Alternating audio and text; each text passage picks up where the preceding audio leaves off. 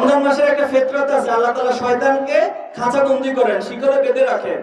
এজন্য কেউ যদি শয়তানি করার চেষ্টা করে তাদেরকে আপনারা কেউ মেহেরবানি করে গায়ে হাত তুলবেন না। আইন শৃঙ্খলা রক্ষাকারী বাহিনীকে সহযোগিতা করবেন, দড়ি দিয়ে বেঁধে তাদেরকে তাদের কাছে উপস্থাপন করবেন। হাসিনা থেকে শিক্ষা গ্রহণ করুন।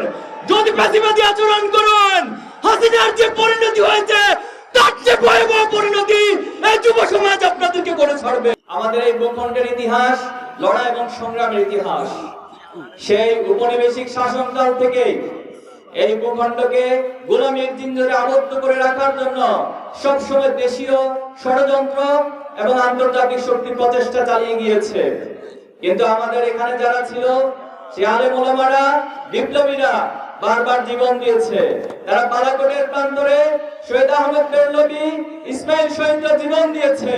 কিন্তু মীর বাসের কেল্লা নির্মাণ করে ইংরেজদের বিরুদ্ধে, ঔপনিবেশিক শাসনের বিরুদ্ধে লড়াই করেছে, সংগ্রাম করেছে, জীবন দিয়েছে।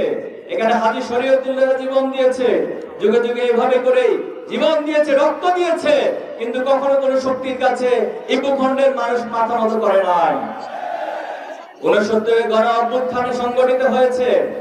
71 আমাদের এই দেশের আপামর মানুষ লড়াই করেছে, সংগ্রাম করেছে, জীবন দিয়েছে। এরপরে কারো কাছে, প্রভুত্বের কাছে মাথা নত করে নাই। এরপরে আমরা 71 সালে স্বপ্ন দেখেছিলাম যে বাংলাদেশ একটি সমৃদ্ধ রাষ্ট্র হবে। কিন্তু দুর্ভাগ্য হলো সে 71কে একটি শ্রেণী তার নিজস্ব সম্পত্তি বানিয়ে, একটা ব্যবসায়িক কার্ড বানিয়ে তারা ব্যবসা করে গেছে, কিন্তু বাংলাদেশের প্রকৃত কোনো পরিবর্তন ঘটায় নাই। আমরা দেখেছি 71 সালে যারা গণতন্ত্রের কথা বলেছে, যারা গণতন্ত্রের সবক দেয়, বয়ান দেয়, তারাই এই বাংলাদেশে বাকশাল কায়েম করে সকল দলকে নিষিদ্ধ করার প্রথম স্বৈরাচারী দৃষ্টান্ত স্থাপন করেছে। তারা রক্ষী বাহিনী গঠন করেছিল। রক্ষী বাহিনী গঠন করে বিরোধী যত মত ছিল সবাইকে নির্মমভাবে হত্যা করেছে, দমন করেছিল। তাদের শাসন আমলেই বাংলাদেশের সর্বপ্রথম দুর্ভিক্ষের অবতারণ করেছিল। তার ধারাবাহিকতা আমরা দেখেছি, বারবার এই ভূখণ্ডে রক্ত দিতে হয়েছে। 2024 সালের আগ পর্যন্ত 15.5 বছর এই ভূখণ্ডে যে ফ্যাসিবাদ কায়েম ছিল, এখানে মানুষের কোনো মানবিক মর্যাদা ছিল না। যারা এই ফ্যাসিবাদী হাসিনার ন্যূনতম বিরোধিতা করত, তারা অন্যায়ের প্রতিবাদ করত, তাদেরকে হয়তো গুমের শিকার হতে হয়েছে, তাদেরকে আয়না করে নির্মম ভাবে জীবন কাটাতে হয়েছে, অথবা তাদেরকে খুনের শিকার হতে হয়েছে, অথবা নির্মম ভাবে কারাগারে থাকতে হয়েছে, অথবা তাদেরকে নির্যাতনের মধ্য দিয়ে যেতে হয়েছে। এই যখন অবস্থা ছিল 2024 জুলাই এবং আগস্টে বাংলাদেশের ছাত্র জনতা, আপামর মানুষ সম্মিলিত ভাবে আবাবিল পাখির মতো জেগে উঠে খুনি হাসিনার ফ্যাসিবাদকে তছনছ করে দিয়ে এই বাংলাদেশে আবার ইনসাফ কায়েমের স্বপ্ন এঁকেছে।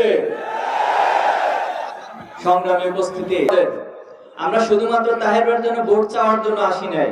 আমি মনে করি না 14 গ্রামের কোন জনসভায় তাহের ভাইয়ের জন্য আমাদের ভোট চাওয়া দরকার আছে?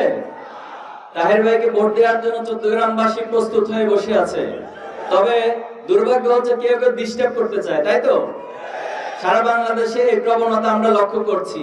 বিভিন্ন জায়গায় সন্ত্রাসী কার্যক্রম পরিচালনা হচ্ছে, সন্ত্রাসীরা নতুন করে মাথা চাড়া দিয়ে উঠার চেষ্টা করছে, আমাদের বন্ধুদের উপর হামলা করা হচ্ছে, আমাদের মায়েদেরকে হেনস্থা করা হচ্ছে। আমরা তাদেরকে বলবো, তাদেরকে কি বলা উচিত? সাবধান হয়ে যান, অতীত থেকে শিক্ষা গ্রহণ করুন। জুলাই গিয়েছে, বেশি দিন হয় নাই, মাত্র 1.5 বছরের সামান্য বেশি সময় গিয়েছে। জুলাই থেকে হাসিনা থেকে শিক্ষা গ্রহণ করুন। যদি ফ্যাসিবাদী আচরণ করুন, হাসিনার যে পরিণতি হয়েছে তার চেয়ে ভয়াবহ পরিণতি এই যুব সমাজ আপনাদেরকে করে ছাড়বে। আমরা কারো উপর হাত তুলবো না। হাত তুলবেন? হাত তুলবো না। আমরা তাদেরকে সাবধান করবো, ভালো হয়ে যাওয়ার জন্য বলবো। সামনে রমজান আসতেছে। কি আসতেছে? রমজান মাসের একটা ফিতরত আছে, আল্লাহ তাআলা শয়তানকে খাঁচাবন্দি করেন, শিকলে বেঁধে রাখেন। এজন্য কেউ যদি শয়তানি করার চেষ্টা করে তাদেরকে আপনারা কেউ মেহেরবানি করে গায়ে হাত তুলবেন না। আইন শৃঙ্খলা রক্ষাকারী বাহিনীকে সহযোগিতা করবেন, দড়ি দিয়ে বেঁধে তাদেরকে তাদের কাছে উপস্থাপন করবেন। কিন্তু তাহের ভাইকে যারা ভোট দিতে চায়, সে ভোট প্রদানে যারা প্রতিবন্ধকতা সৃষ্টি করবে, তাদেরকে আমরা ছেড়ে দিব না। আমরা একটি নতুন বাংলাদেশ গড়ে তুলব, তারুণ্যের বাংলাদেশ গড়ে তুলব ইনশাআল্লাহ। আল্লাহ আমাদের সহায় হন। নাসরুম মিনাল্লাহি ওয়া ফাতহুন কারীব। ওয়া বাশশিরিল মুমিনিন। আসসালামু আলাইকুম।